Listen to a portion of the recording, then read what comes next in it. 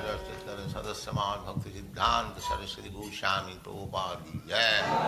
Ananta Koti Vaishnavindra ki jai. Namacharya Srila Haridas Thakur ki jai. Prem se kaho Sri Krishna Chaitanya Prabhu Nityananda Sri Advaita Gadadhar Sivas Adi Gaur.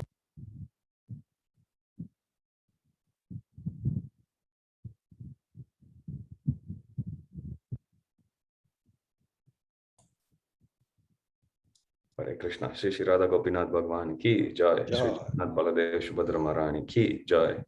Shri Shri Gauranitai ki jai. Jagat Guru Srila Prabhupada ki jai. Grantaraj Srimad Bhagavatam ki jai. Shri Shri Radha Gopinath Bhakti Center devotees ki jai. Jai Nittai Gaura Pramanande Hari Hari.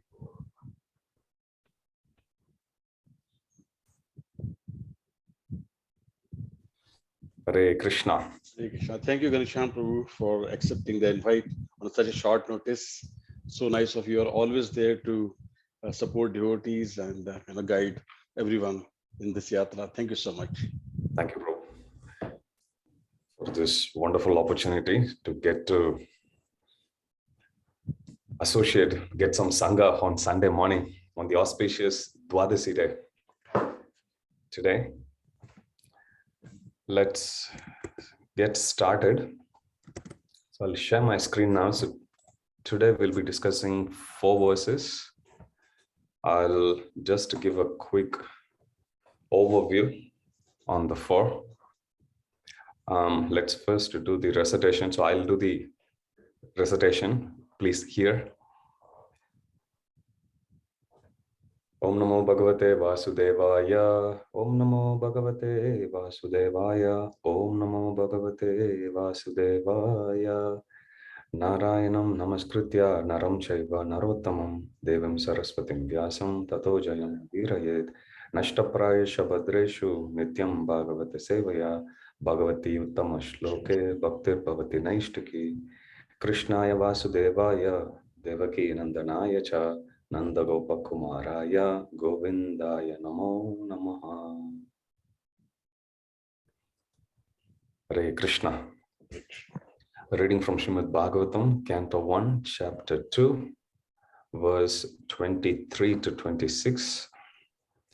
I'll quickly read the translation for 1 and then we'll keep moving. Recitation of the verse is concerned, I'll be reciting only the verse 23.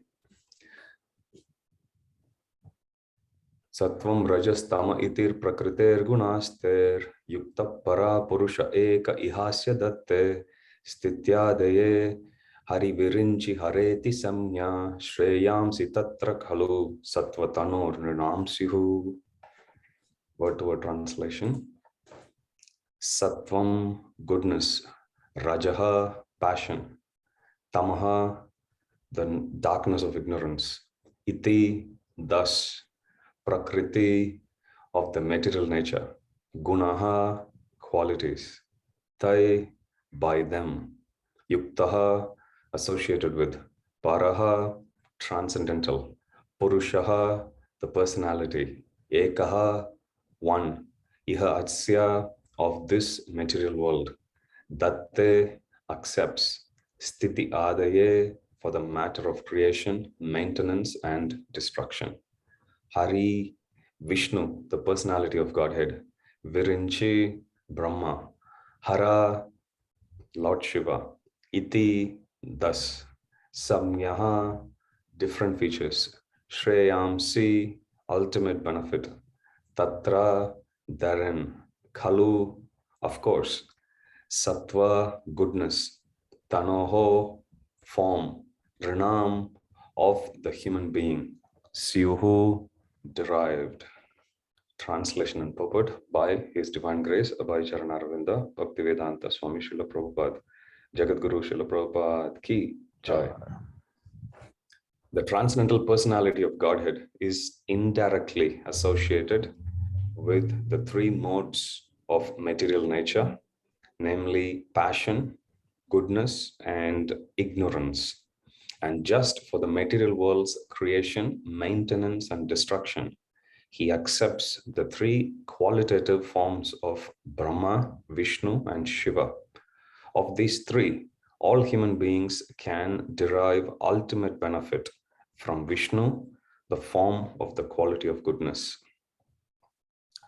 We'll do Mangalacharan now, reciting the auspicious invocatory prayers, and then we'll touch on some of the important points in this purport, and then we'll move to the next 3 verses in the same way.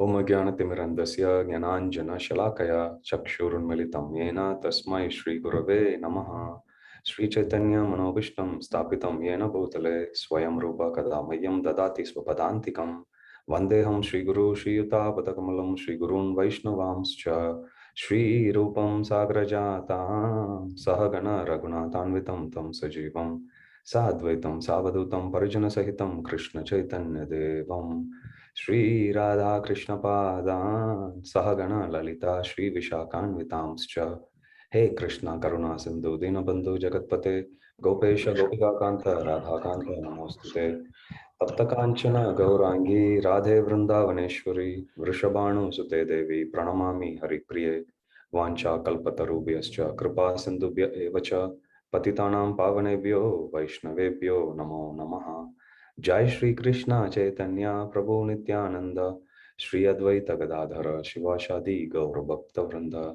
Hare Krishna Krishna Krishna Hare Hare Hare Rama Rama Rama Hare Hare Mukam Karoti Vachalam Pangam Langayate Girim Yatkripatamaham Vande Shri Gurun Dinataranam Paramananda Madhavam Shri Chaitanya Ishwaram Om Tat Sat.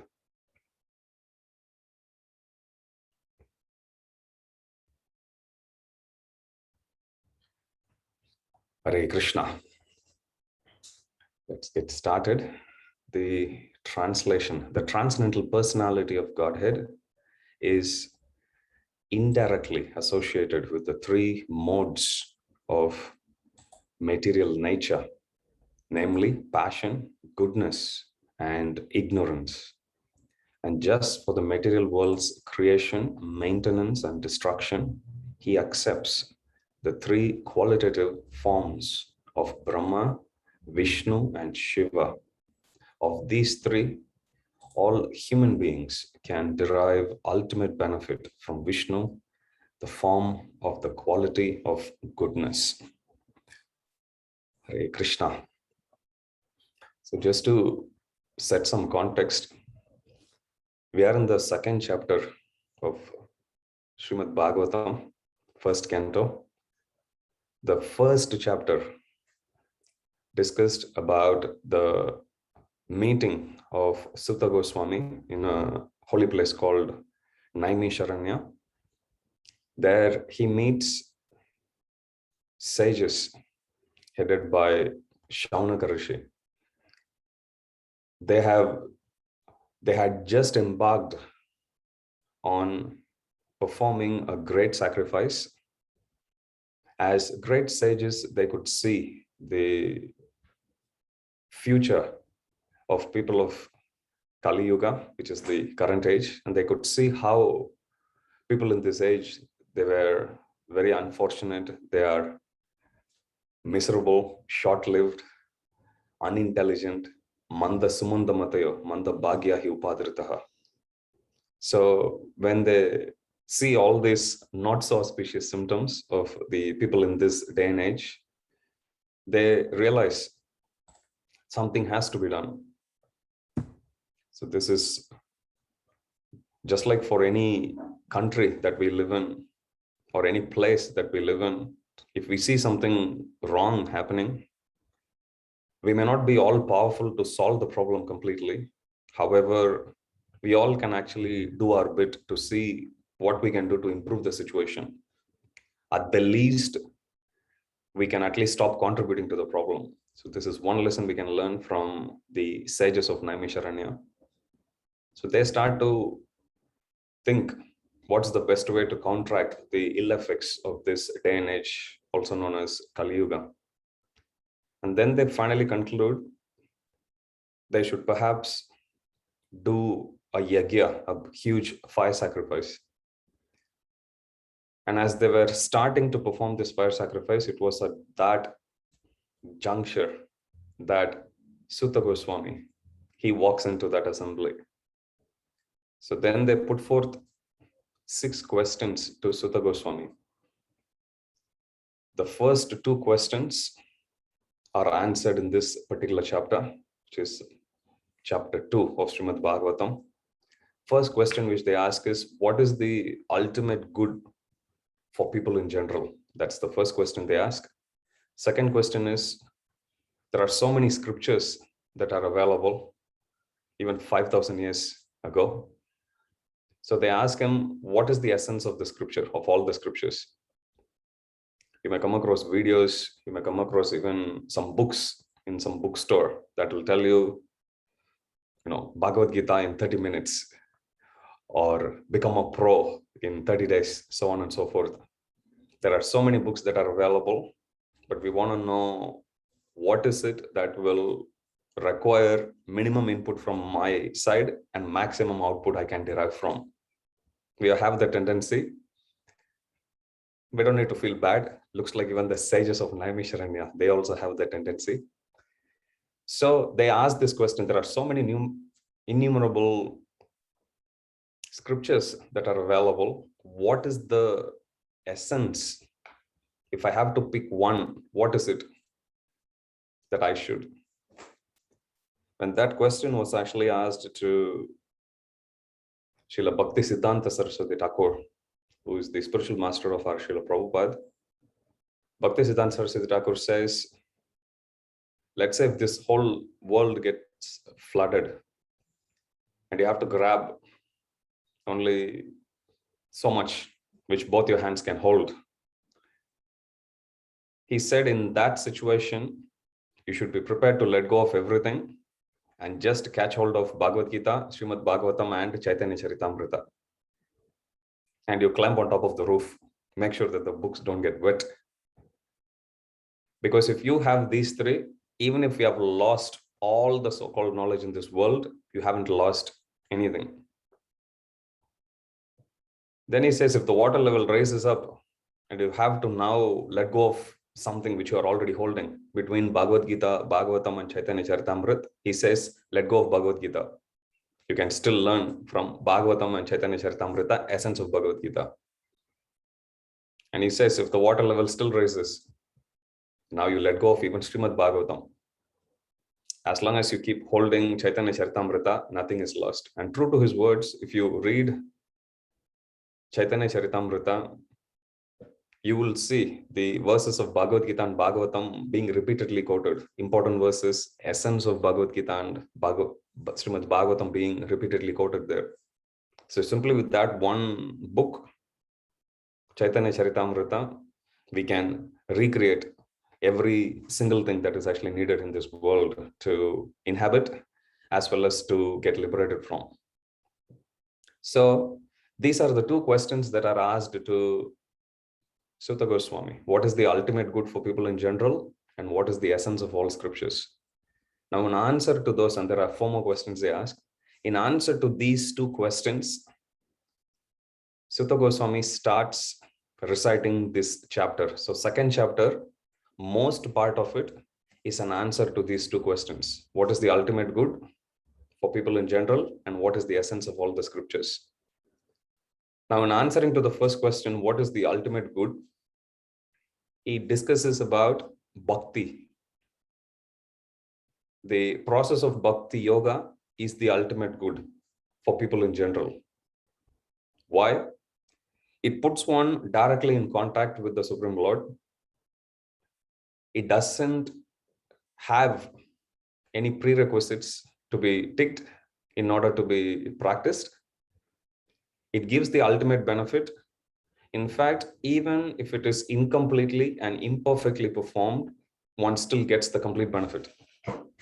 Prabhupada would often say, if you do your bhakti, finish only 1%, from next life onwards, you will start from 2% onwards. Swalpam apyasya dharmasya trayate mahato bhayat. So anything that we put in our bhakti account is a permanent asset.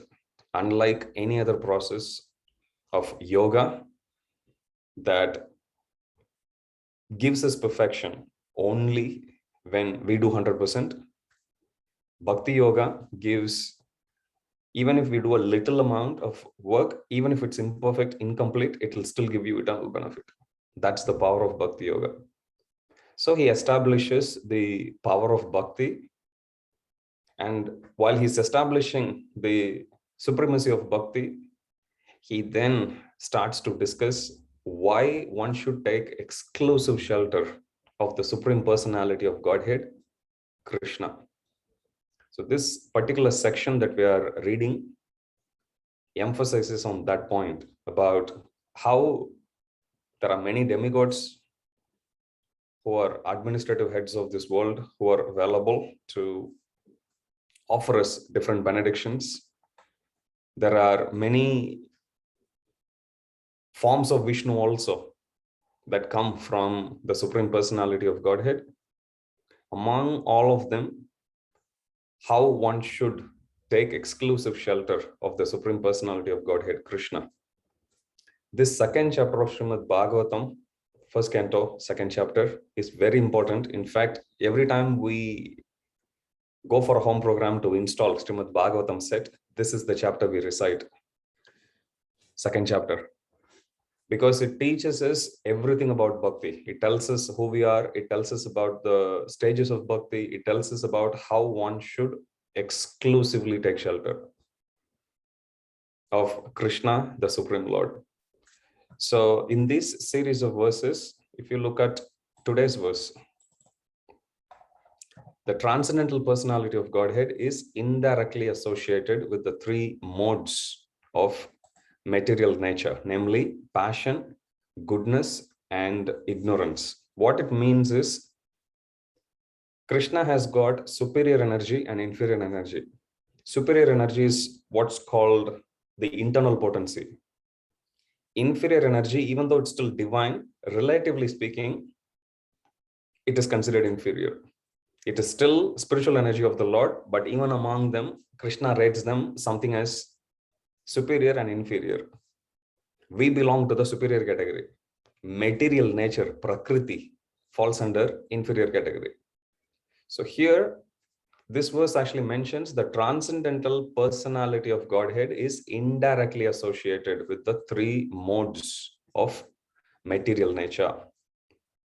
Why is it said he is indirectly associated? Krishna, he doesn't do any work at all. He resides in spiritual world and he always enjoys.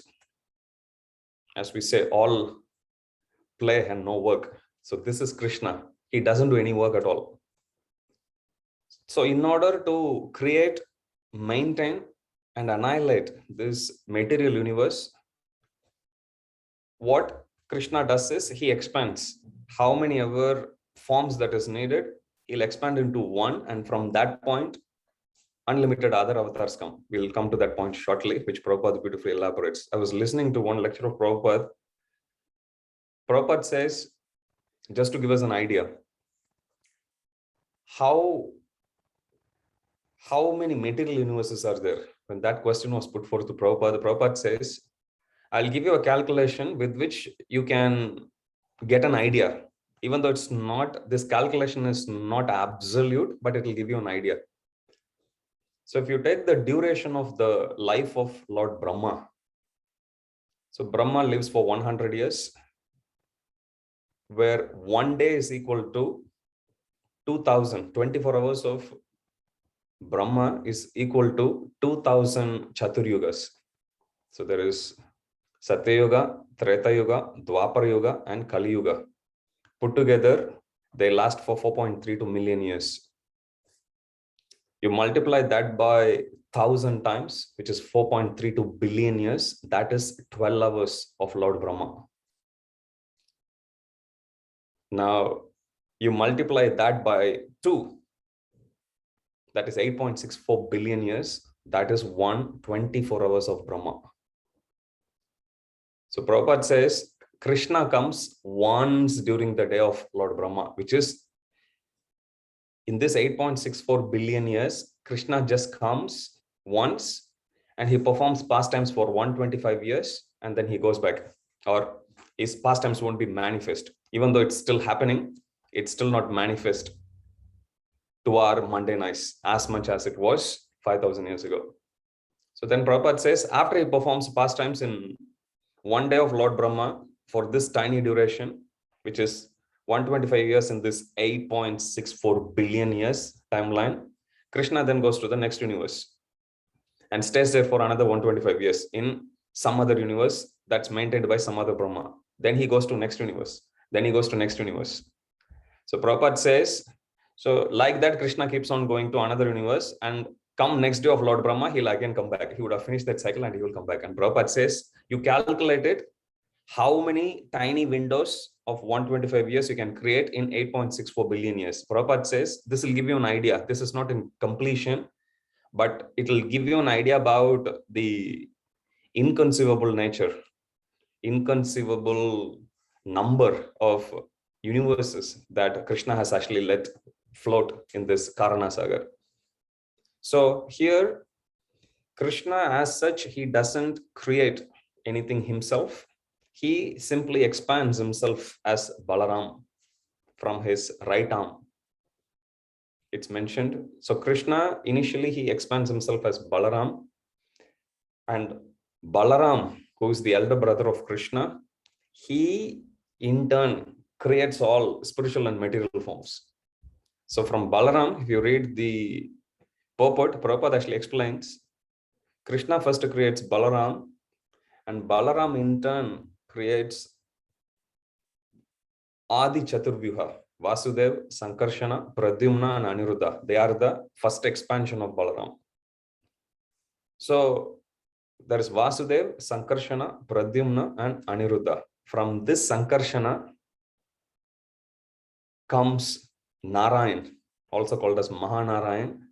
And from Mahanarayan comes Dvitiya Chaturvyuha, which is the secondary quadruples. Again, another Vasudev, Sankarshan, Pradyumna, and Aniruddha comes. This Sankarshan who comes from Narayan, which is the second Sankarshan, he is called as Mahasankarshan. The reason why he is called as Mahasankarshan is, it is from this Mahasankarshan, all the other subsequent forms of Vishnu, the whole creation, maintenance, annihilation of material universe, everything happens. From Mahasankarshan comes the different expansions, then comes Mahavishnu, then Garbhodakshaya Vishnu, Shirodakshaya Vishnu, so on and so forth. So in this way, Chaitanya Mahaprabhu, he explains in Chaitanya Charitamrita about this whole hierarchy of the different forms of Krishna and the different gradations of the avatars also. So here, of those different expansions that happens from Mahasankarshan, which is initially we have Krishna, from Krishna comes Balaram, from Balaram comes Adi Chaturvyuha, the original quadruple, also called as Vasudev, Sankarshan, Pradyumna, and Aniruddha. And from this Sankarshana comes Mahanarayan, and from that Mahanarayan comes the secondary quadruple. Again, another 4 forms of Vishnu come. They are also called Vasudev, Sankarshan, Pradyumna, and Aniruddha. This Sankarshan who comes as part of the second quadruple or Dvitiya Chaturvyuha, he is called as Mahasankarshan. It is from this Mahasankarshan all the other expansions happen. From Purushavatars, Gunavatars, everyone happened from that point onwards. So here, Supreme Lord Krishna as such, he doesn't do any work. So that's the point. Sutta Goswami, he explains here, the transcendental personality of Godhead, also known as Krishna, is indirectly associated with the 3 modes of nature. He doesn't directly deal, but indirectly. Indirectly means not through him, but through his expansions. Just like how sometimes the king of a state may not actually go and visit a neighboring country. Instead, he would send his representative. So that is his indirect participation. So same way, here Krishna is not directly coming to material world to create. He comes here to perform Leela, to perform pastimes. As for Krishna, all that matters is only play, no work. He doesn't do any work. He's the super boss. He doesn't do any work at all. So he simply expands himself as the different forms, as we were mentioning shortly ago. Then from those forms come all these different universes. From Mahavishnu's body comes the unlimited universes. Inside each universe, there is Kshirodakshaya Vishnu, Brahma, Shiva, so on and so forth. Or Garbhodaksha Vishnu, Brahma, Shiva, and then from Garbhodaksha Vishnu, Kshirodaksha Vishnu comes, so on and so forth, we see. So the transcendental personality of Godhead is indirectly associated. He is not directly, but through his expansions, he is indirectly associated with the three modes of nature, namely passion, goodness, and ignorance. And just for the material world's creation, maintenance, and destruction, he accepts the three qualitative forms of Brahma, Vishnu, and Shiva. Of these three, all human beings can derive ultimate benefit from Vishnu, the form of the quality of goodness. So Prabhupada establishes the supreme position of Vishnu in this way. Krishna doesn't, 2 points here that is mentioned in this verse. Krishna doesn't directly deal with the modes of material nature. He deals with them through his expansions, also called as Guna avatars. There are 6 types of avatars that Chaitanya Mahaprabhu explains to Sanatana Goswami. Purushavatar, Guna avatar, Leela avatar, Satyavesha avatar, Manvantar avatar, and Yuga avatar. Purushavatar are the 3 qualitative forms, or rather the 3 original avatars. Purusha avatars is Mahavishnu or Karnadaksha Vishnu. Then from Mahavishnu's bodily pores, just like we have different hairs coming, unlimited universes come. And inside each universe, Mahavishnu expands himself as Garbhodaksha Vishnu. And Garbhodaksha Vishnu in turn expands as Kshirodaksha Vishnu, also known as Paramatma. So these are the Purusha avatars. Then you have Guna avatars. So this particular verse talks about Guna avatars. Guna means the modes of material nature.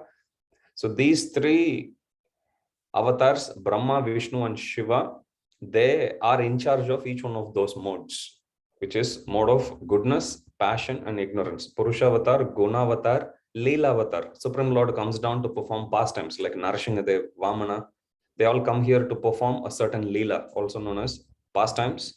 So that is Leela avatar. Purusha avatar, Guna avatar, Leela avatar, Satyavesha avatar. Satyavesha avatar means they are also like jivas only, which means like us, living entities, but they are the chosen ones among those living entities because they are pure devotees of the Supreme Lord. They are totally surrendered to the Supreme Lord. So the Supreme Lord gives them some uncommon powers, which is usually seen only in the direct expansions of himself.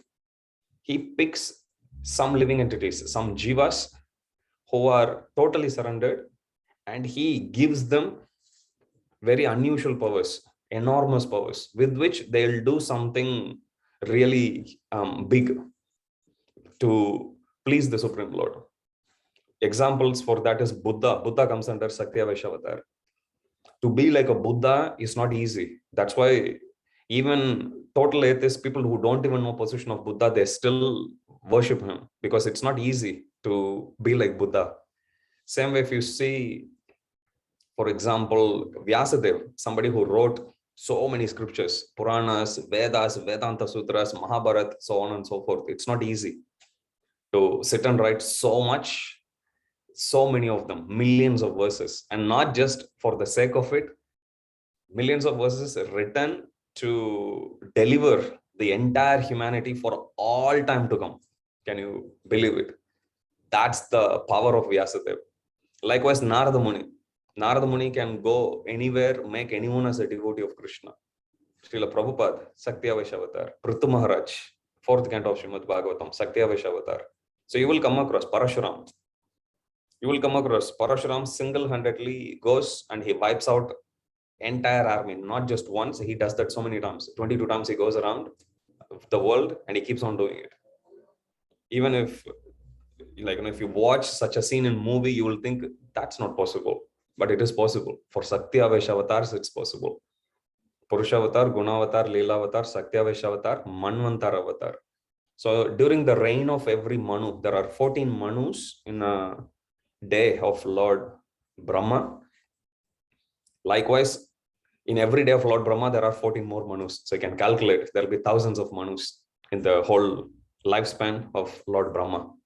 Names are also given for the 14 Manus. So Manu is also like a title. It's a position that's actually taken by different personalities. In a day of Brahma, Swayambhu Manu, Swarochisa Manu, Uttama Manu, Tamasa Manu, Raivata Manu, Chakshusha Manu, Vaivashvata Manu, Savarni, Daksha Savarni, Brahma Savarni, Rudra Savarni, Dharma Savarni, Deva Savarni, and Indra Savarni Manu. 14 Manus are given. Currently, we are in the seventh Manu's reign, also known as, his name is Vaivashvata Manu. So if you read Bhagavad Gita, that's why Krishna says, Imam Vivashvate Yogam, Vivashvan Proktam Avyayam, Vivashvan Manave Praha. So that Manu is Vaivashvata Manu. So like that, each of the different personalities, they are there in a day of Lord Brahma executing their duties. So Krishna, he doesn't directly deal with the modes. Krishna deals with each one of those modes through each one of these different avatars. Purusha, Guna avatars, Sakti Avatar, Manvantar avatar, Leela avatar we saw, and Yuga avatar. Purusha avatar, Guna avatar, Leela avatar, Sakti avatar, Manvantar avatar, and Yuga avatar. Yuga avatar is the sixth category. So Yuga avatar is at the, we said there are 4 yugas, Satya Yuga, Treta Yuga, Dwapara Yuga, and Kali Yuga. In each yuga, Supreme Lord comes and appears.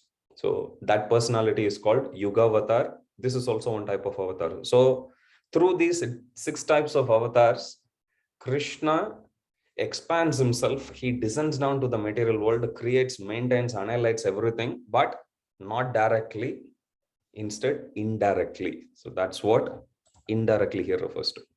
Indirectly means not directly, not Swayam Bhagavan doesn't come. He comes down simply to associate with his devotees, but he doesn't come to maintain. It's not that if Krishna doesn't come down, the sun is not going to rise in the east.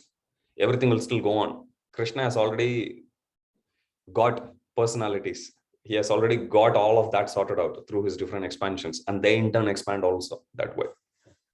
Okay, so first, Sutta Goswami, he establishes the position of Krishna in this verse, how he is so powerful that even the expansions, powerful expansions or powerful personalities in material world, Brahma, Shiva, even Vishnu. Vishnu is a spiritual personality. He is direct expansion of the Supreme Lord. They are all simply expansions of the Supreme Lord, which means how much more powerful should Krishna be. So in this way, he establishes the position of Krishna, and he indirectly communicates, conveys, which he will do also later, why one should take exclusive shelter of Krishna and not other demigods or even any other forms.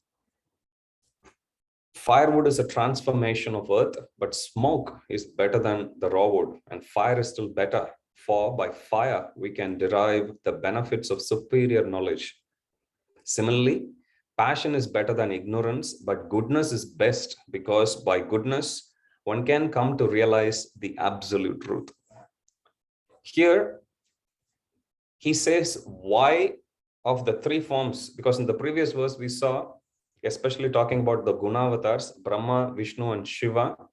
Of the 3, Sutta Goswami, he recommends one should worship Vishnu, who is in charge for mode of goodness, or one who is maintaining. And in this verse, he actually says, why is he superior? In order to make us understand, he uses an analogy here. Firewood is transformation of earth, but smoke is better than raw wood. So in Vedic times, there is a type of wood called arani wood. Simply by rubbing those wood together, with that friction, they would create fire for performing yajna. They never had matchsticks in those days. This is how they would create fire. 2 arani wood they take. So if you read sections of Rama and even Mahabharata, you will see pastimes or situations where they actually create the fire using the arani wood. If you take even forest fire, Prabhupada says it comes through friction of 2 trees only. So fire can be generated through friction. Firewood is transformation of earth, but smoke is better than raw wood. Why? Raw wood is there, potential is there, but until that potential is realized, it's useless. There is one good lesson we can learn from this statement of Sutta Goswami. Many times we think we give into lethargy. We think there's so much that can be done. I'm capable of doing so much. However, now is not the time. Let me wait for some time. Even chanting, for example, sometimes mind may give us excuse that anyway, you are disturbed already. What's the point in chanting? So mind will always push us to go for all or nothing approach. So we have to be very, very careful not to give in to that. So here, if you see in this verse, firewood is transformation of earth, but smoke is better than raw wood. Why? Raw wood was just sitting idle in inertia. Now somebody somehow, by rubbing the raw wood together, they are slowly starting to bring the fire out, which is dormant inside the wood, which means it's no longer just a potential energy in theory, but it is some realized energy, which is much better. What it means is, even if we have to do inattentive chanting, it's much better than doing no chanting at all. Srila Bhakti Vinod Thakur says that. Even though many times our mind may say, you are not in the proper state of mind to practice bhakti, it doesn't matter. It is still much better than not doing bhakti at all. So inattentive chanting is still much better than doing no chanting at all. So here, that is why he says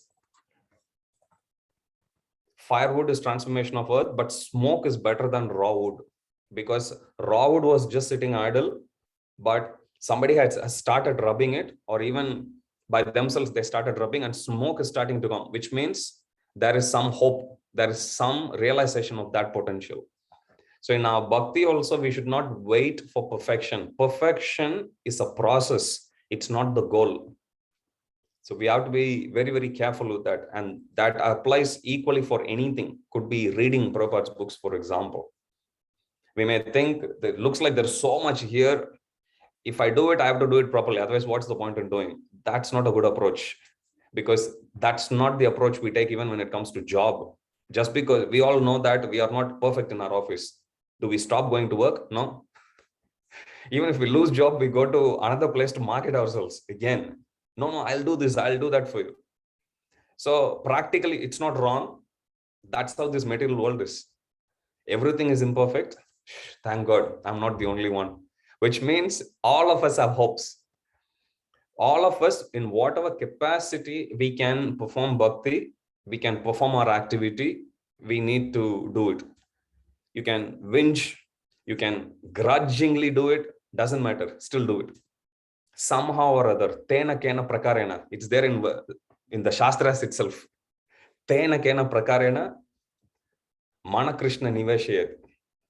Sarve vidin nisetyasur yateoreva kinkara. Somehow or other, that's what it means. Tena kena prakarena means. Narada Muni says that. So he knows about the psychology of humans. So somehow or other, the Sanskrit for that is tena kena prakarena. Somehow or other, mana Krishna niveshayet. Somehow the mind should be fixed on the lotus feet of Krishna. Sarve vidhi nisedyasya yateoreva kinkara. This one rule is considered to be the king of all other rules. Okay, queen of all other rules, master of all other rules. Okay, so somehow or other we should fix our mind on the lotus feet of Krishna. So firewood is transformation of earth, but smoke is better than raw wood. Smoke means some action is performed there. A fire is still better. Now, of course, if somebody can attain perfection in that, so the wood is being rubbed against each other. Initially, you are seeing smoke, which is good. Well begun is half done. So we have started doing some work and not just sitting and theoretically talking. But compared to smoke, if you keep on rubbing, slowly you will see fire, which you can then kindle and you can develop it.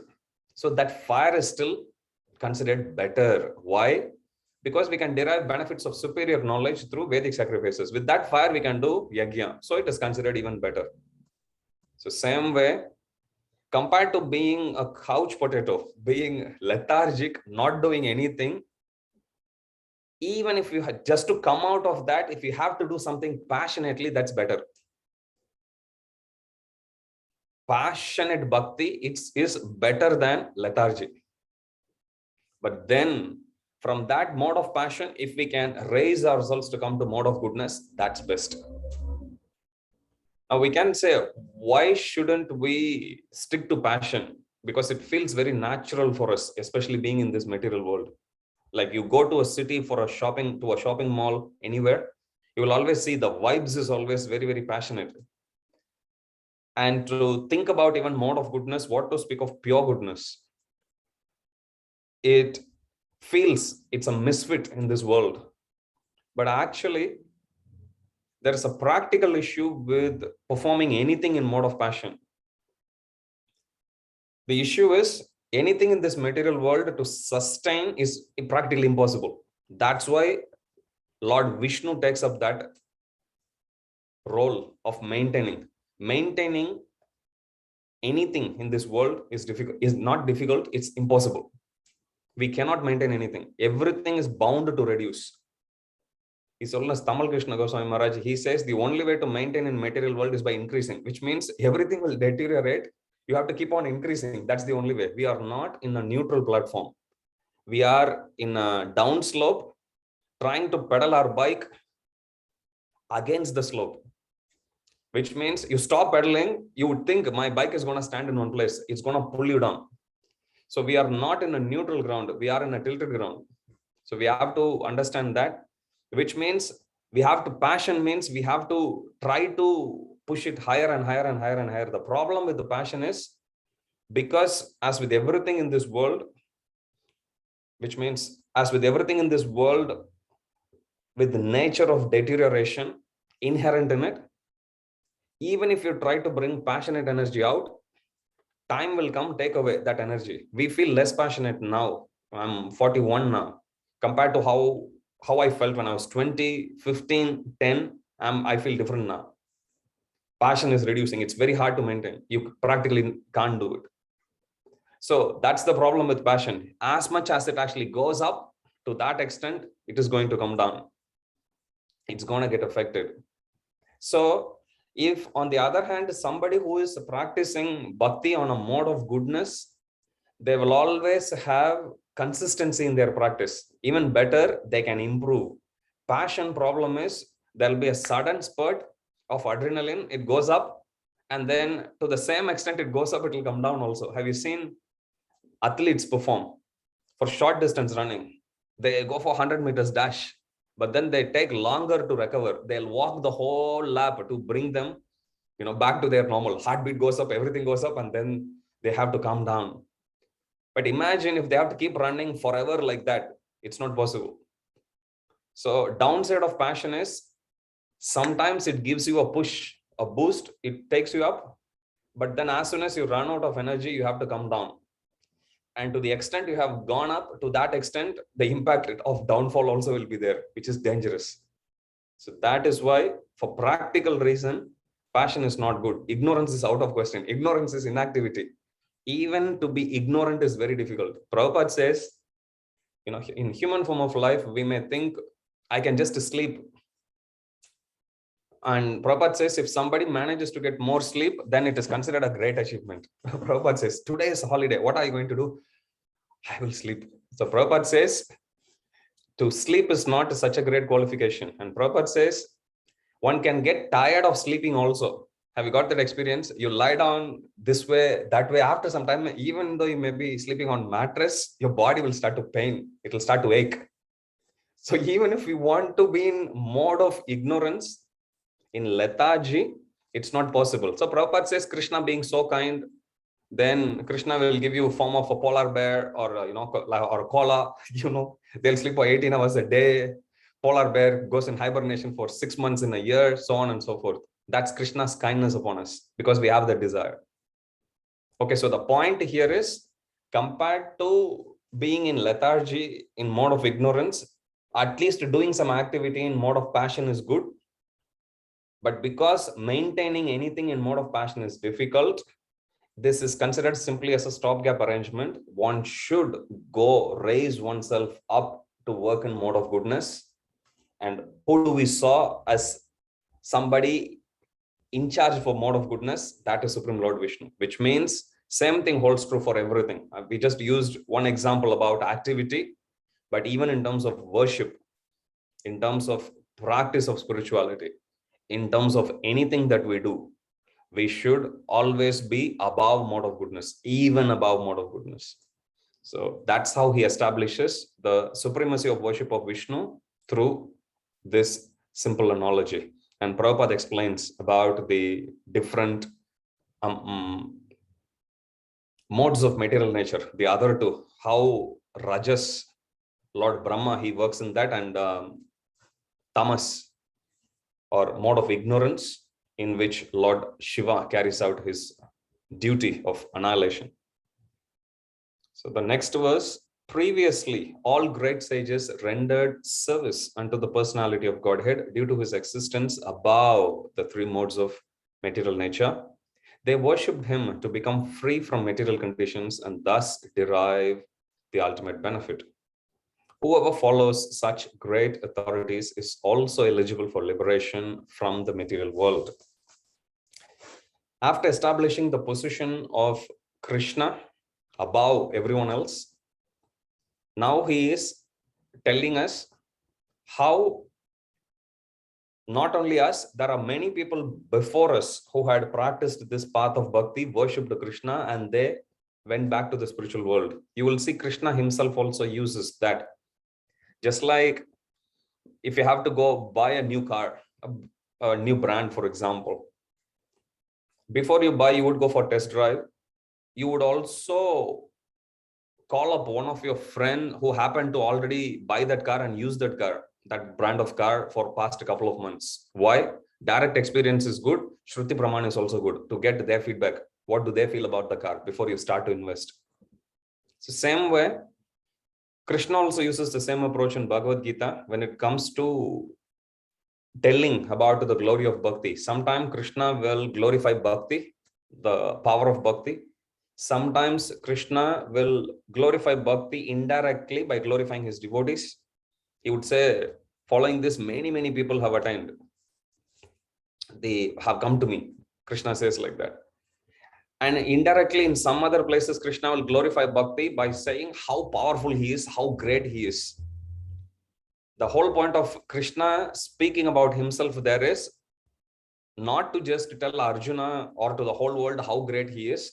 That is true. But the purpose of Krishna there is, see how great I am. But look at this process of bhakti. It is bringing even me under its control. How much more powerful bhakti yoga must be. In that context, Krishna speaks about himself. When he glorifies about, even if you read chapter 10, chapter 11 of Bhagavad Gita, you will see why Krishna glorifies. So in this way, Krishna glorifies bhakti differently, sometimes directly, sometimes by glorifying his devotees, and sometimes by glorifying himself, showing about his greatness and driving home the point, I'm so powerful, I'm so great. How much more great this process of bhakti must be, because it is bringing even me under its control. It's bringing me under the control of devotee. How much more powerful this should be. So in the same context, here also, Sutta Goswami, he directly says why Krishna is the Supreme Lord. Now, he is taking the second approach of saying, actually, by the way, this is not just the opinion of mine. There are many great sages who have followed this path and they have attained perfection. In Krishna Lila, if you see Rukminiji, the principal queen of Krishna in Dwaraka, she was the daughter of Bhishmaka and the princess of Vidarbha. So one day Krishna receives a message as he was in the midst of a battle. He receives a message from a Brahmana, a letter, a love letter that's been sent by Rukminiji. And Prabhupada says in Krishna book, Rukminiji, when she wrote that letter, she was barely 13, 14 years old, little girl. So Krishna receives that letter, he opens, and there are beautiful verses. If you read Bhagavatam, 10th canto, you will see that. One of the verse, she says, which Acharyas say, this should be the guiding light. This should be the mood of a practicing sadhaka. And Rukmini Devi, she personifies, she exemplifies the mood of a serious practitioner of Bhakti Yoga. Yasyangri pankajaraja snapanam mahanto vanchanti umapati rivatma tamo pahatyai yerhyambujakshanalabeya bhavat prasadam jahim ashun vratakrishnan satajanma bisyat. She says to Krishna, after glorifying Krishna, she says, Yasyangri pankajaraja snapanam mahanto. Oh my Lord, simply to get the dust off your lotus feet, great personalities like Shiva and Virinchi, which is Shiva and Lord Brahma, they are performing tapasya. Yerhi ambujakshana labeya bhavat prasadam. If following in their footsteps, if I don't succeed in getting yerhi ambujaksha na labeya, labeya means to achieve, na labeya means if I don't achieve the dust of your lotus feet, following in the footsteps of those previous great personalities, yerhi ambujakshana labeya bhavat prasadam, which means the mercy of your lotus feet, jahyam ashun vratakrashan. Jahyam means I will give up ashun, I will give up my life. How will I give up my life? Jahyam ashun vratakrashan. Simply practicing severe penances and austerities, I will give up this life. How many times? Jahyam ashun vratakrashan satajanma bisyat. I will give up my life performing severe austerities. I will give up this body. Then I'll be born again. Again, I'll practice severe austerity. Again, I'll give up. Like that, I will keep on going. For how long? Satajanma bi, for hundreds of births. Until what time? Until I get the mercy of your lotus feet. So, Acharyas, they say this should be the mood of a practicing devotee. And Rukmini ji is our Acharya. So, we follow Lakshmi ji, where she says to Krishna, Krishna, I'm yours. You better come. And in her case, she says, please come to Vidarbha and you please take me with you because I belong to you. If somehow you don't come there, then I'll practice simply austerities, give up this body, keep on doing it this way.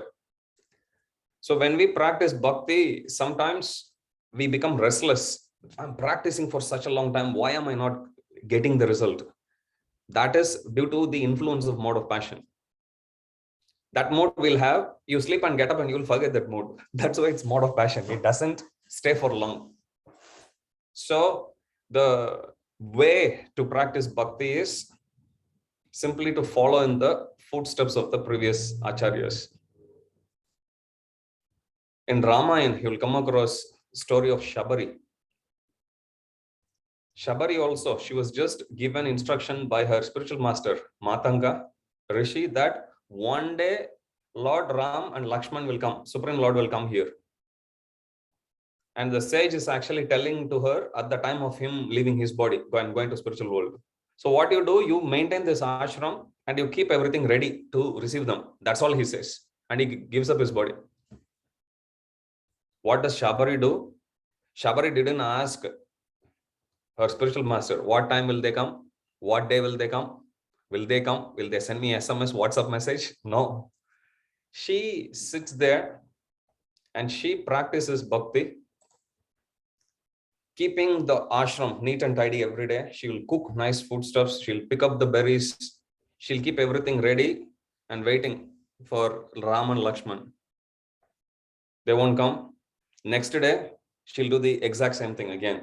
Third day, again. Fourth day, again. Fifth day. Like that, many years went. Finally, one day, Lord Ram and Lakshman come and her life attained perfection. So this is the mood of the previous acharyas, mood of goddess of fortune, Rukmini Devi herself, mood of fortune of pure devotees, mood of pure devotees like Shabari. That is the mood which Sutta Goswami is saying we should imbibe as practicing sadhakas. Mood of simply following in the footsteps of the previous acharyas. Previously, all great sages rendered service unto the personality of Godhead due to his existence above the three modes of material nature. They worshipped him to become free from material conditions and thus derive the ultimate benefit. Whoever follows such great authorities is also eligible for liberation from the material world. Prabhupada in the purport, he says there are 12 Mahajanas, 12 authorities in the path of Bhakti Yoga. Swayambhu, Narada, Shambhu, Kumara, Kapila, Manu, Prahlada, Janaka, Bhishma, Balir, Vayasaki, Vayam.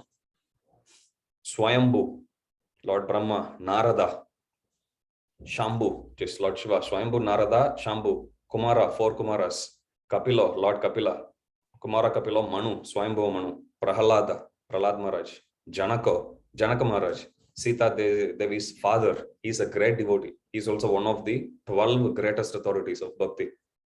Prahlada, Janaka, Bhishma, Bhishma Dev, Bali, Bali Maharaj, Vayasaki, and Vayam. Vayasaki is Shukadeva Goswami. Vayam means Yamaraj, me too. I am also, because the verse is recited by Yamaraj. So these are the 12 authorities, and Prabhupada here, he says there are 12 particular agents of the Lord. So that's the 12 agents who Prabhupada is mentioning about here. Those who are serious about liberation are certainly non-envious and they respect all, yet they reject the horrible and ghastly forms of the demigods and worship only the all blissful forms of Lord Vishnu and his plenary portions. After establishing the position of Krishna and also reiterating how other great sages, they worship Krishna and we should also follow them, Sukadeva Goswami in this verse, he says how one should exclusively worship only Krishna and not get distracted by worship of demigods. Ehi anya devata bhaktya yajante shraddhayanvitaha tepi mameva kaunteya yajanti avidhi purvakam. Krishna says that I'm the one, everything, aham adirhi devanam, name vidu suragana, prabhavam na maharshya, aham adirhi devanam, maharshinam cha sarvashaha, he says. So, name vidu suragana, maharshinam cha sarvashaha. Nobody knows about me. Krishna says, neither the great demigods nor these sages, none of them know about me. Why? Aham adirhi devanam. I am the origin of all of them. Maharshinam cha sarvashaha. I know about everyone, but nobody knows about me. This is what Krishna says. So here it's mentioned that one should not get distracted by the worship of demigods. So Krishna says, yajanti avidhi purvakam. If somebody don't understand this hierarchy, that yes, there are demigods, but demigods also report to someone, which is Krishna. We all know about it, but we never connected the dots to understand it ourselves until we started reading Srila Prabhupada's books. You know, you might have come across some Puranic story, somewhere in Mahabharata, some television serial you might have seen, some movie, devotional movie you might have seen. Whenever there is some problem, always demigods, Indra is leading all of them, and they would go to Shiva, then they would go to Vishnu, and then they would show the door of Vaikuntha opening.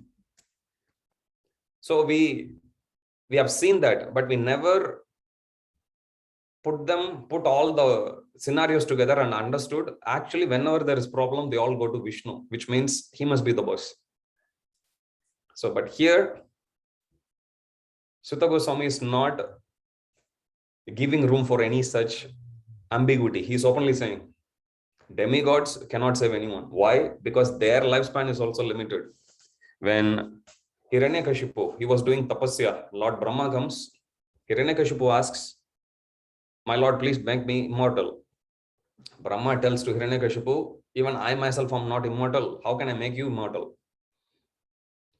So, same request was put forth to Lord Brahma by Ravana himself. Ravana also says the same thing. He also does penances, and finally he is blessed with the sight, darshan, presence of Lord Brahma. And he tells to Lord Brahma, my Lord, please make me immortal. Brahma tells him, that's not possible. Sorry, because I myself am not immortal. Prabhupada says, Demigods, whatever boons they give to their worshippers, it will save none of them. And Prabhupada says, the worshipper will die, the demigod will die, and the boon also will die. Prabhupada says, none of that is eternal. All the three are temporary. Now, after he sees, Brahma sees Ravana, he then goes to Kumbhakarna. Kumbhakarna also, just before when he pronounces his request, goddess of learning, Mother Saraswati, she controls his power of speech. Instead of saying Indra, he ends up saying Nidra. Indra means to become the king of all demigods. Nidra means to sleep. So then, because of that mispronunciation, he ends up sleeping. And Brahma says, Tatastu, so be it, and he runs away to the third brother, because all the three brothers, they are doing penance together, which is Ravana, Kumbhakarna, and Vibhishan. When he goes to Vibhishan, he asks, Brahma asks, so what benediction you want? Vibhishan says, my Lord, please make me as a pure devotee of Lord Ram. Now, mind you, Vibhishan didn't ask for immortality. But, surprise, surprise, Lord Brahma says to Vibhishan that you will become immortal.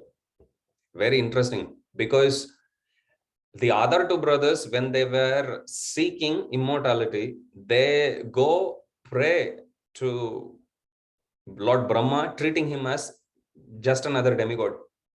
Without knowing, Brahma is also one of the 12 authorized agents. We just saw Swayambhu, first Mahajan itself is Lord Brahma. They can easily ask Bhakti. They can easily ask him to get liberated from this material world. They can easily ask him, they could have asked him to become great devotee of Krishna. But because they go, they treat him as demigod, he just gives them some material benediction and he moves away. But Vibhishan, as soon as he sees Lord Brahma, understanding the position of Lord Brahma as the secondary creator, the first created living being in this universe, he puts forth this beautiful request that please make me as a great devotee. And being pleased with his sincere desire to become devotee of the Lord, Brahma gives him benediction, okay, may you be immortal. So you will see, Prabhupada says that even though the demigods, they are wielding some power, the power actually comes from Krishna, and the power, the duration of power for demigods, just like politicians, it will finish at a certain time. There is a shelf life to how long or how much power a demigod can actually wield. And Prabhupada says, just like how we are separated, part and parcel of the Supreme Lord, similarly, demigods are also separated parts and parcel of Supreme Lord, which means they are also not in a very elevated position. It's just like among humans, you may have one person chosen as a leader, which is fine for political purposes. Now, that leader can act in a certain way for the welfare, well-being of everyone under him or her, politically, materially speaking. But in terms of giving spiritual benefit, in terms of taking them back to the spiritual world, they don't play any role at all. So same way, demigods have a certain role to perform and they perform. That's it. That's all they can do. Just like how much politicians can do, demigods are slightly higher than that, and they can take care on a interplanetary level, so to speak. But that's how much they can do. Even when they have a problem, they don't know what to do. They keep running to Vishnu. So Krishna's point is, Epi mameva kaunteya yajanti avidi purvakam. If someone doesn't understand who is the boss of the demigods and think demigods as all in all and worship them, yajanti avidi purvakam. They are also worshipping me, but in an inappropriate way. That's what it means. You can directly go to Krishna, but people go to demigods thinking that demigods are the ones who are giving me everything. They are all in all, and they are my Supreme Lord. If somebody worships them, demigods also, they are not allowed to enjoy any worship that comes to them. The enjoyer of all worship is Krishna only. If you read Bhagavad Gita, Krishna himself says, And you will see so many verses in Bhagavatam, Chaitanya Charitamrita, how Krishna is the only enjoyer. And that's why Krishna's name is Yagyesh. Krishna is the only Lord of every Yagya. If you read 5th chapter of Bhagavad Gita, Prabhupada says 529, Bhoktaram Yagya Tapasam Sarva Loka Maheshwaram Shuhridam Sarva Bhutanam Nyatva Mam Shantim Richati. That this verse is the peace formula for the whole world. When one understands Krishna as the supreme enjoyer, proprietor, and friend, EPF, Employee Provident Fund, remember that. Krishna is the supreme enjoyer, Krishna is the proprietor, and Krishna is the friend of all living entities and well-wisher of all living entities. If one understands all the three, then one will be very peaceful. Why? Because everything in this world belongs to Krishna. Ishavasya Midam Sarvam. One will not fight with each other. When one understands, actually, this property doesn't belong to neither that person or me. As we speak, you will see there is military tension between two countries, and it will always be like that. Just the location will vary, which part of the world the war is about to erupt, but you'll always find. Detail may vary, principle is always the same. Fight will always be there. Age of quarrel and hypocrisy. So, when somebody understands Krishna is the supreme proprietor, then there won't be any fight. When somebody understands Krishna is the supreme enjoyer, Krishna is the supreme friend, then Prabhupada says, then there won't be any room for any fight, quarrel, hypocrisy at all amongst people. So understanding this, if one takes to the shelter of the all blissful form of Lord Vishnu and his plenary portion, then one can slowly raise oneself out of mode of passion and ignorance and go and take shelter of mode of goodness. And one can be happy in this life.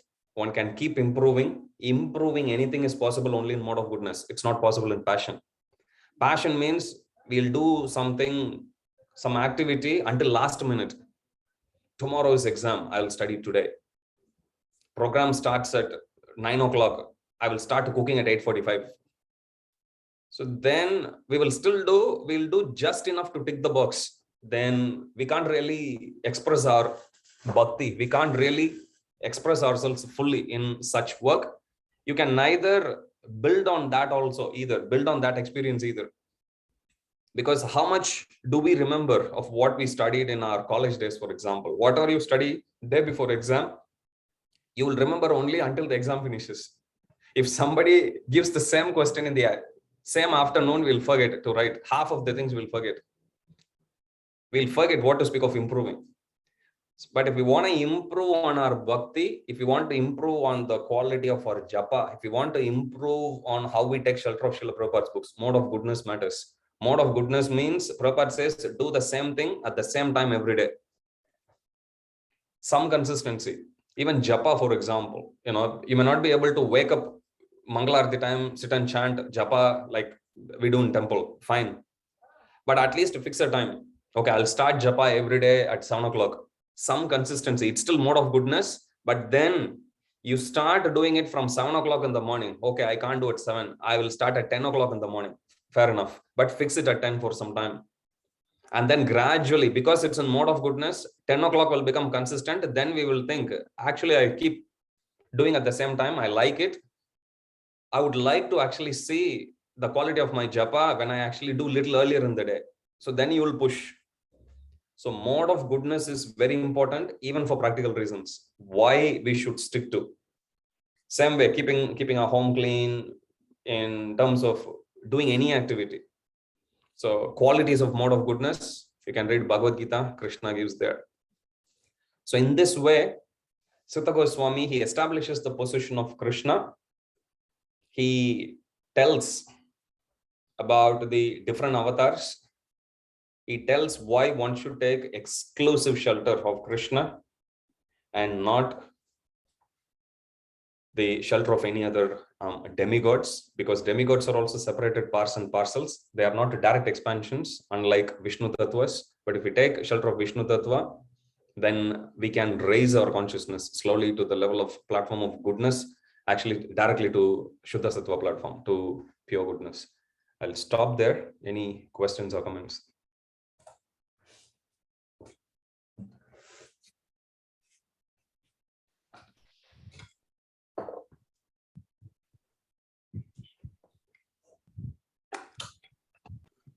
Yes, Mataji. Hare Krishna, Prabhuji.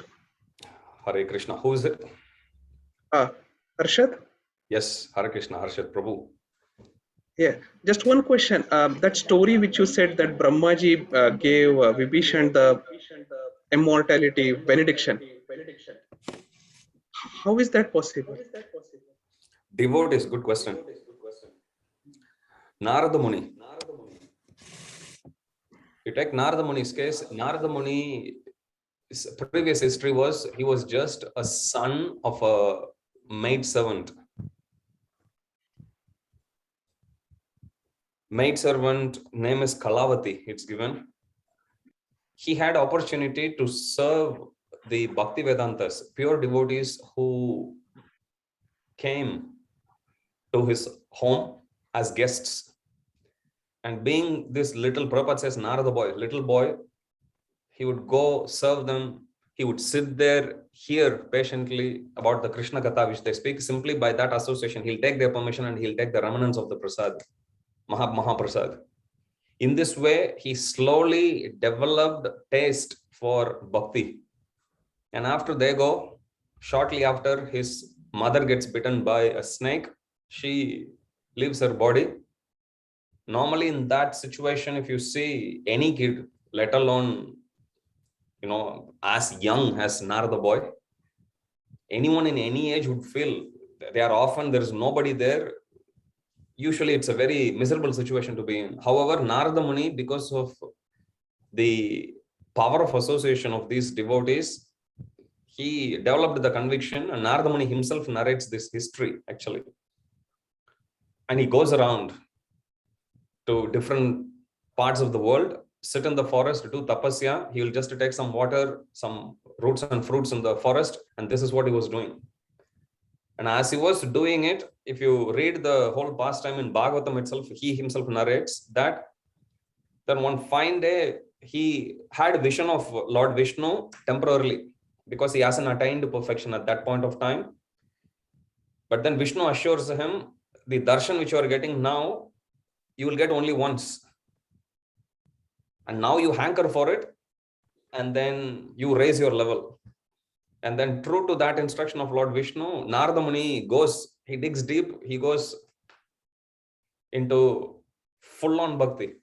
And at the end of his life, Prabhupada says, everyone goes into every night of Lord Brahma, at the night of Lord Brahma, when Brahma goes to sleep, all the lower 11 planetary systems, they get submerged in Garbhodaka Ocean. Water rises and it submerges the bottom 11 planetary systems.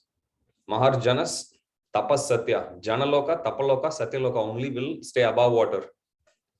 So even the demigods, it's mentioned, they become refugees of those planetary systems during the Pralaya.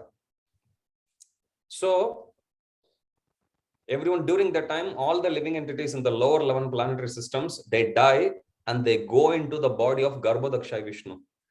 At the time of Mahapralaya, when every universe is destroyed, at that time, everything goes into the body of Mahavishnu.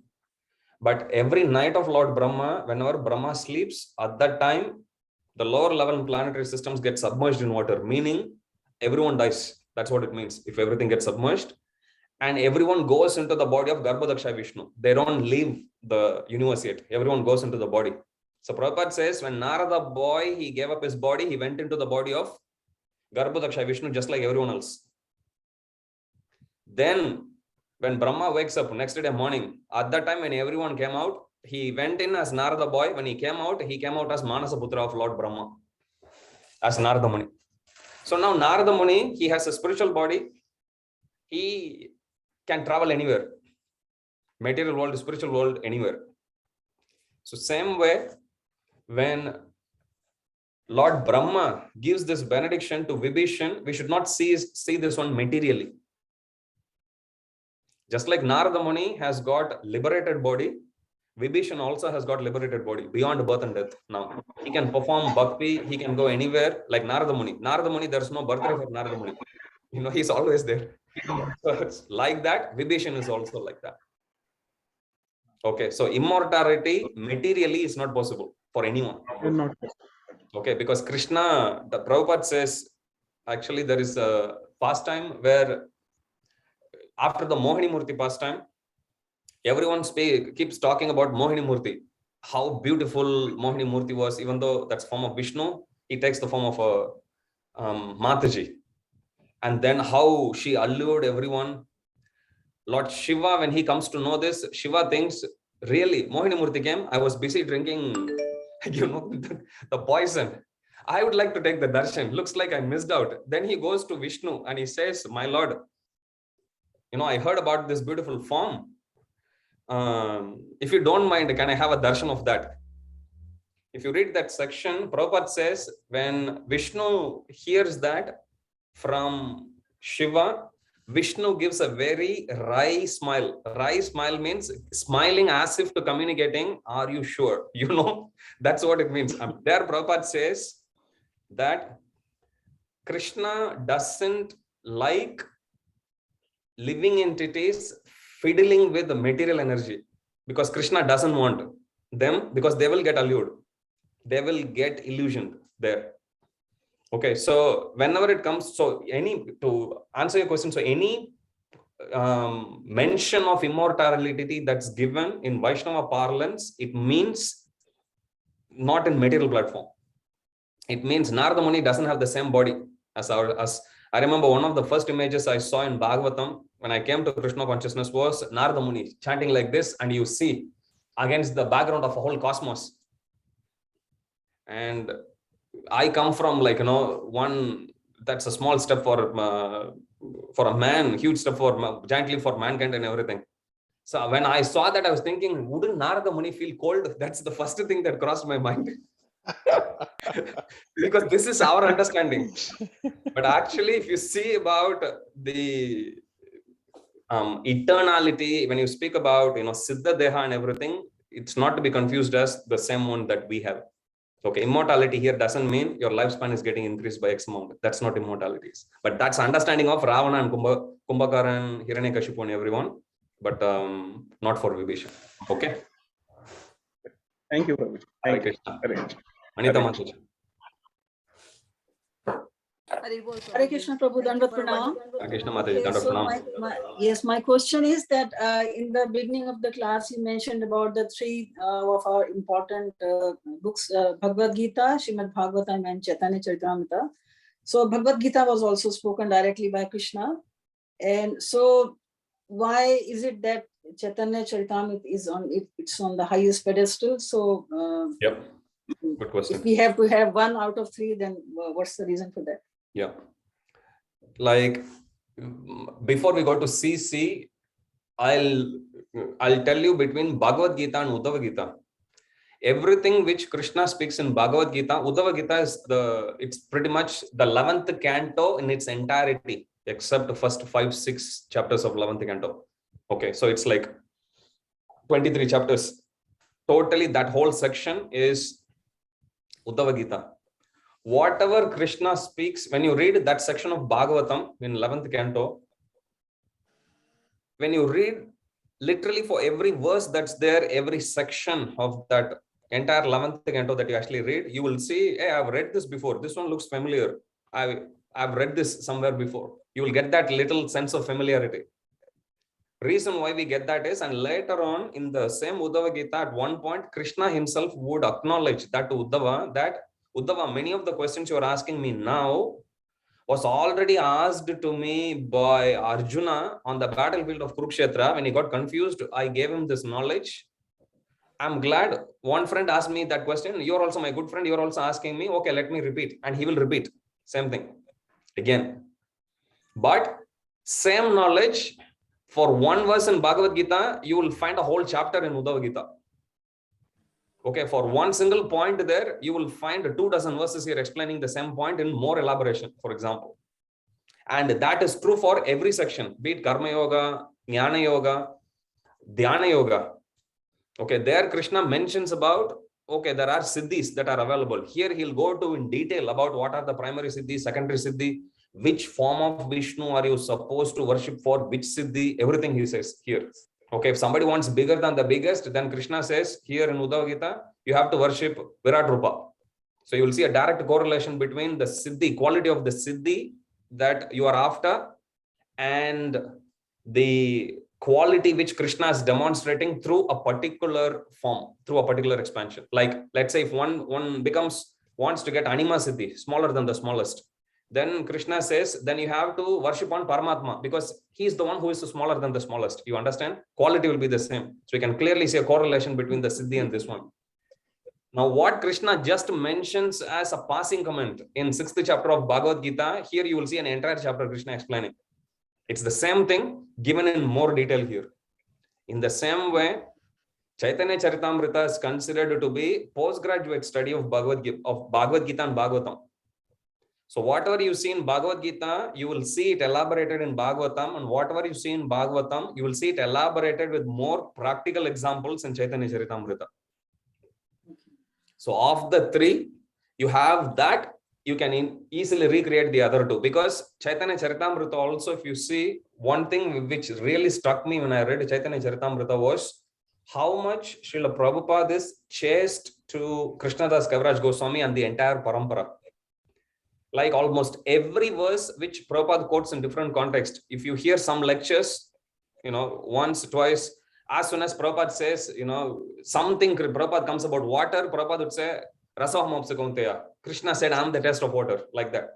Some verses you will see Prabhupada quoting again and again and again in the same context. So much so, next time you hear that, you know exactly, or at least you can guess, this is what Prabhupada is going to say next. But if you read Chaitanya Charitamrita, you will understand where Prabhupada is actually getting that inspiration from. Every single verse which Prabhupada quotes, be it in his lecture, be it in his purports, be it in conversation, everything, Krishnadas Kaviraj Goswami, that's how he wrote the whole book. Like if you take Bhagavad Gita, Krishna will quote some other, he would say, this is what great learned people say, that this is the dimension of the soul. Great people say, the soul is indestructible. Like that, Krishna would quote authority also in some places. Likewise, you will find in Bhagavatam, you will see in Chaitanya Charitamrita also. So in Chaitanya Charitamrita, if you go, you will see theory, you will see application of that theory, you will see the personalities who lived by that application also. Everything is there.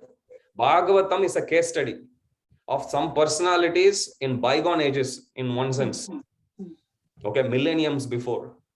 Chaitanya Charitamrita is something wherein in this day and age, in Kali Yuga, how people put into practice the knowledge of Bhagavad Gita, knowledge of Srimad Bhagavatam in this day and age. 500 years ago is nothing. 500 years ago, Columbus was there. He discovered America. Yes. So if you read, it's the same time when he was going this side, Chaitanya Mahaprabhu was performing Leela on the other side, basically. It's just recent history. Okay, so you can easily relate and you can see how practical it is. It's not just talking theory, not just giving you an idea about application. It is talking about the life history of people who lived by these principles. So you can relate to them easily, but you will also get the other two in terms of theory as well as the idea for the application. So that's why it's considered, Prabhupada says, this is our super contribution. Because if you have that, it has everything. It has Bhagavad Gita, it has Srimad Bhagavatam, and it has Chaitanya Charitamrita as well. Okay. Now, does that mean, somebody asked me this question, Prabhu, can I read Chaitanya Charitamrita directly, even though I haven't read Bhagavad Gita, Bhagavatam? Yeah, you can read, no problem. It's the same. It's not that after completing Bhagavatam only you have to read Chaitanya Charitamrita. It's not like that. Chaitanya Charitamrita is for everyone. It will teach you about Bhagavad Gita, it will teach you Bhagavatam, it will teach you about the pastimes of Gaura Bhakta Vrindas, associates of Lord Chaitanya Mahaprabhu, that way. Okay? Okay, thank you, Prabhu. Thank you so much. Very nicely explained. Thank you. Hare Krishna. Okay, 9:30. Thank you for your kind attention. And thank you for giving me your Sangha for all your wonderful services.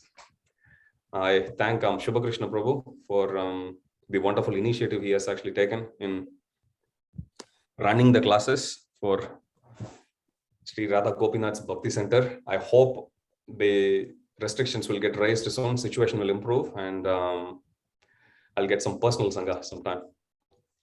Thank you. Prabhu. Thank you so much. Hare Krishna. Jagat Guru Tantra Srimad Bhagavatam ki Jai. Shri Radha Gopinath Bhagwan ki jai. Jagat Guru Srila Prabhupada ki jai. Gaur Premanande. Hari Hari Bo. Just before all we go, so GhanashyamPrabhu Prabhu and Mataji, Suramangal Mataji, they are ill because of COVID. So if we all can chant Hare Krishna Mahamantra 3 times for them, for their better health, that will be really good. Yeah, they are getting better. I spoke to them yesterday. And yeah, so that's about all. So let's chant Hare Krishna Mahamantra 3 times together. Hare Krishna, Hare Krishna, Krishna Krishna, Hare Hare, Hare Ram, Ram, Hare Hare. Hare Krishna, Hare Krishna, Krishna Krishna, Hare Hare, Hare Ram, Ram, Hare Hare. Hare Krishna, Krishna Krishna, Hare Hare, Hare Ram, Hare Hare. Thank you very much, devotees. Hare Krishna. Hare Krishna. Hare Krishna.